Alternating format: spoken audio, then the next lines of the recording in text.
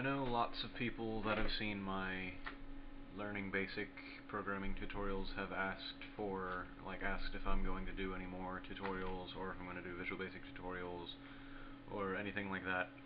And I wasn't really planning on it, but I've got some time to kill, and I will have a lot more time to kill in the next couple months, so I figured I'd do a couple of these.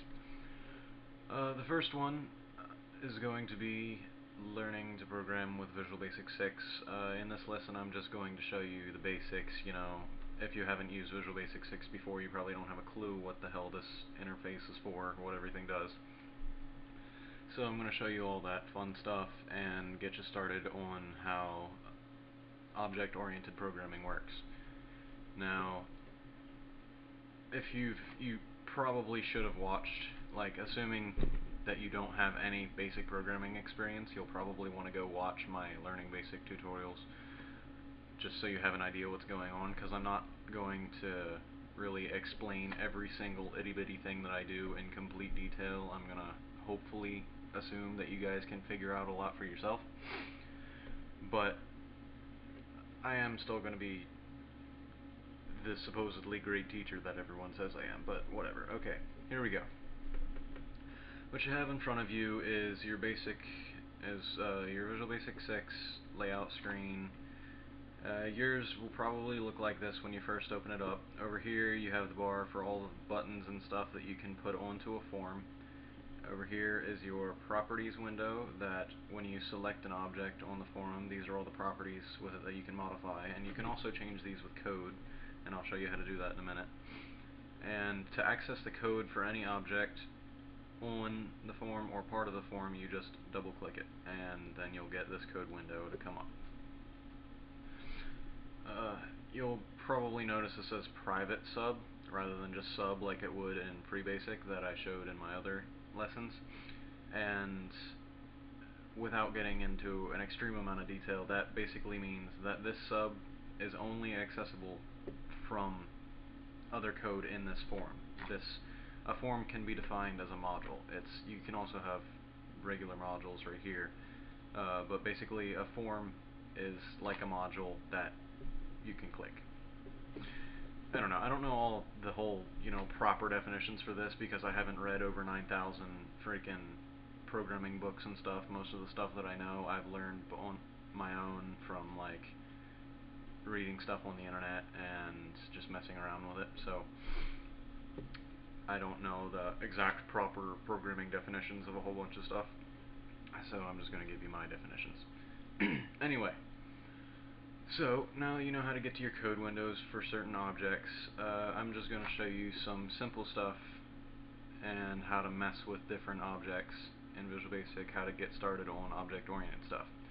So the first thing I want you to do is, when you have your form laid out like this, the first thing we're going to do is we're going to go over to our properties window, and we're going to change the caption property to Hello World. And Hello World is usually your simplest first programming program that you make whenever you're learning. So that's what we're going to start with here. And after you do that, I want you to go over to your left side and click the command button, and just drag a button onto your form so that you have something to mess with. And you'll notice that it's called command 1. That is the name of the object, and it's also the caption right now. The name of the object is what you're going to use to refer to it in code. The caption is only what it says. So we're going to change this one to, I don't know, what should we change it to? Let's just make it to hello. That works as an example. So now we're done there. Just remember that that button is still called command 1. And now we're going to take the text box control, and we're going to slap one of these onto the form too. This one starts out with the name text1, and it doesn't have a caption, obviously, because it'd be changeable. Some objects do, some don't. It's a little finicky, you just have to play with it. But for this, we're going to go down to the text property, and because we don't want it to say anything when the form loads, we're just going to go ahead and clear that property out so that there's nothing there. So if we run it once, you can see that this is, I hope it's still recording this because this program's kind of gay. But this is what our form looks like right now. The button doesn't do anything. You can type whatever you want in the text box. So now what I want you to do is we're going to double click our hello button, which is called command 1, and you'll see that this is sub command 1 underscore click. The subs, most subs in Visual Basic, unless you're making your own subs to do something specific, will have the object of the name of the object that you're messing with and whatever action it's performing. So this sub is going to be executed whenever I click that button when it's running. Now, from here, we're going to show you how, well, I'm going to show you how to start messing with other objects that in the whole object-oriented programming fashion. How this is done is you type the name of whatever object you want to mess with, and this example is going to be text1, and then you put a dot, and Visual Basic is nice and it gives you a big list of all the properties that you can change. So a good thing to remember when you're programming an object-oriented stuff, at least in Visual Basic, it's object dot property, which we're going to do text, object dot property equals, and then whatever you want it to be. Now for this, it's dot text is a string data type, so we're going to make that hello world.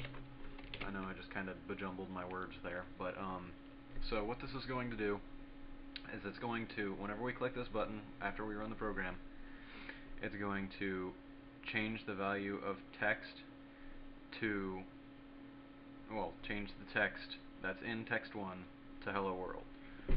Man, it's been a while since I've done this, so I'm probably confusing the shit out of people, but anyway.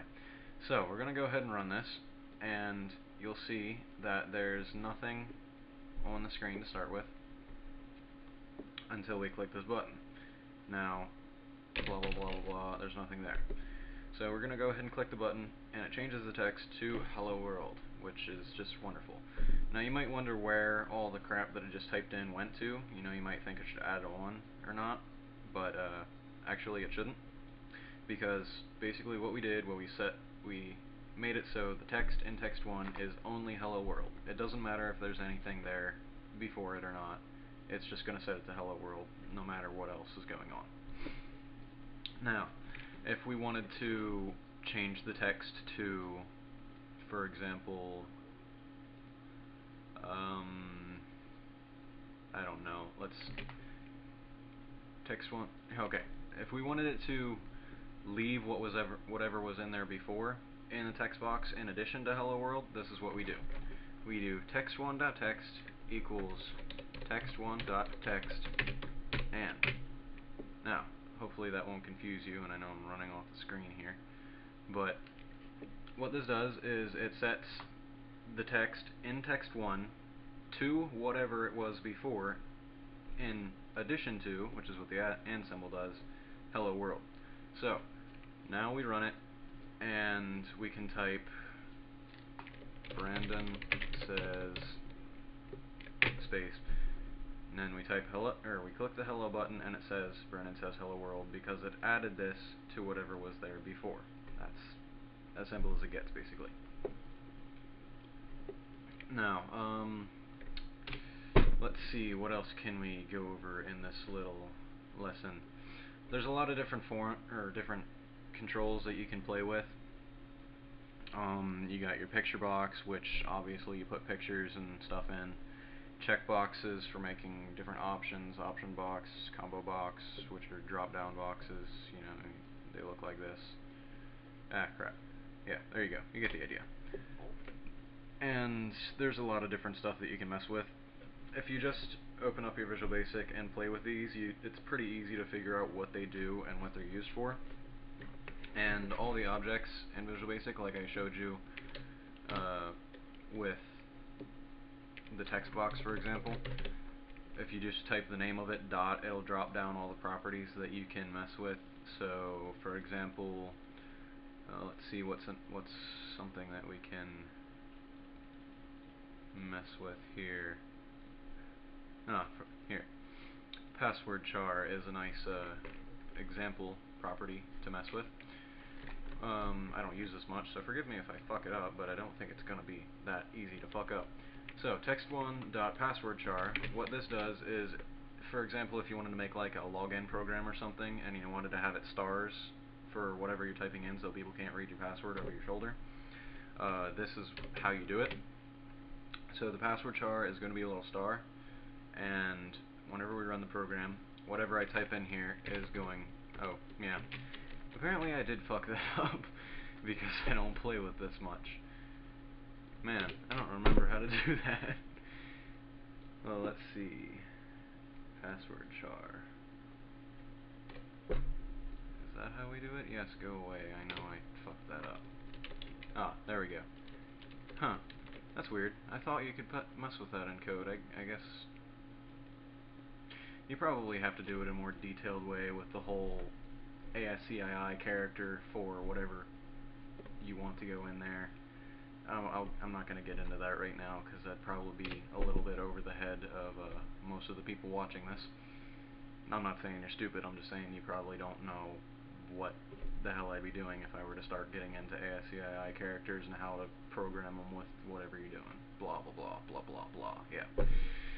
So, for now, the password character has to be modified in the properties window before you run your program. And a timer, for example, this is a really useful... If you're running a game, you're not going to want to use timers a lot because they're very inefficient and not very accurate. But the interval is in milliseconds, so if we wanted something to happen every 5 seconds, we'd set the interval to 5,000. And then you just double click it and put whatever code you want to happen every time the interval smacks over or whatever. So, let's say, and in Visual Basic the command for a message box is msgbox, simple enough. And then we put in quotes, whatever we want it to say. We want to say, or yeah, let's change it to timer test. So every 5 seconds after we run the program, this message box is going to come up and it's going to say timer test. Easy enough to test. Gotta wait 5 seconds, and there you go. Timer test. Let's wait another 5 seconds to show you that it keeps going. There's no way to disable it right now, so it's just going to keep happening. There you go. Now we can end the program. So that's basically how you mess with stuff in Visual Basic, and just a little example program. It's nothing too detailed. This isn't actually anything useful right now. But if you have any questions about how to do something simple in Visual Basic that's concerned with this lesson, you know, feel free to message me or comment or whatever, and I'll try and help you. And if you have suggestions or questions for something to add in the next lesson, I'm probably going to try and get into something more detailed, like maybe make a visual calculator or something. That'd be pretty easy for next lesson. Just give me some ideas or whatever, and I hope you enjoy this, and I hope it's helpful, even though this was probably fucking retarded. And yeah, so that's that. See you later.